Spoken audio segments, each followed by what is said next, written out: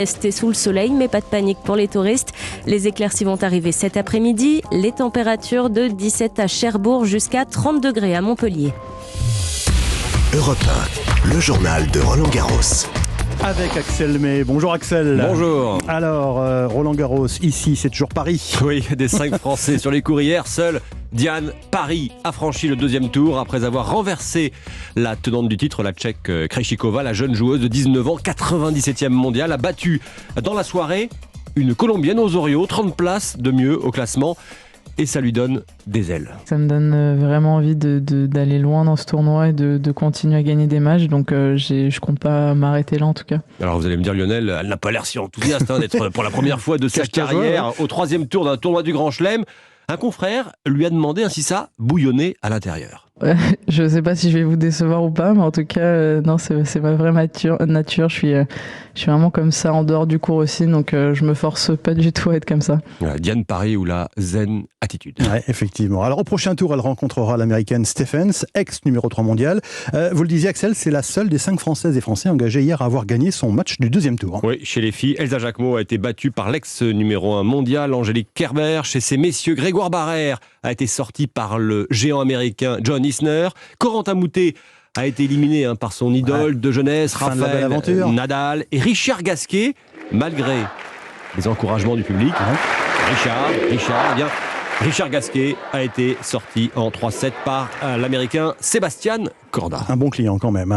Après la fin de carrière mardi de Tsonga et la prochaine retraite de Simon, Gasquet pense-t-il arranger sa raquette? Alors là, vous allez l'entendre au micro de Cédric Chasseur. Réponse sans ambiguïté ou presque. Je pense que je serai là l'année prochaine. J'en suis à peu près sûr. Après, c'est jamais ce qui peut arriver dans le tennis, mais en tout cas, l'envie est là de continuer. Forcément, ce sera le niveau, mais j'ai gagné des matchs quand même depuis le début de la saison. Je suis toujours dans les 5 premiers, donc tant que c'est le cas, je continuerai jusqu'au bout.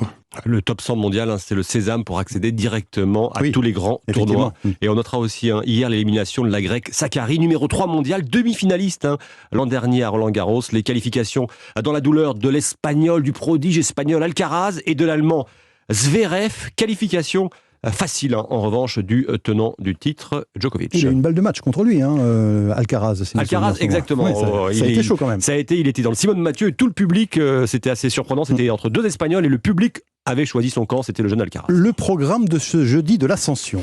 Programme, alors là, 4 étoiles.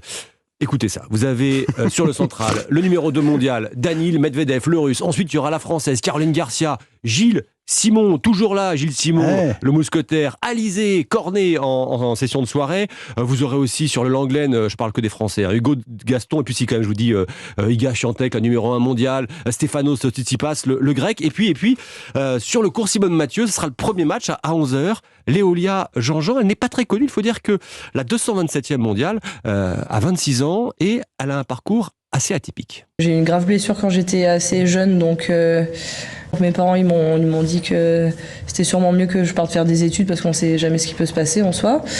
J'ai fait une licence de sociologie, une licence de justice criminelle et un master en finance, investissement de patrimoine. Donc rien à voir, mais comme un peu ma vie, ça part un peu dans tous les sens. Voilà, en plus c'est là de l'humour, sacrée cliente pour Jean-Jean. Ça sera la Tchèque Caroline Pchikova, ex numéro 1 mondial. Et puis notez que les tournois de double ont commencé et c'est déjà fini pour la paire Herbert-Mahut, paire tenante du titre qui avait fait rêver les spectateurs l'an dernier, puisqu'en simple ça avait été compliqué pour les Français et il y avait eu cette paire.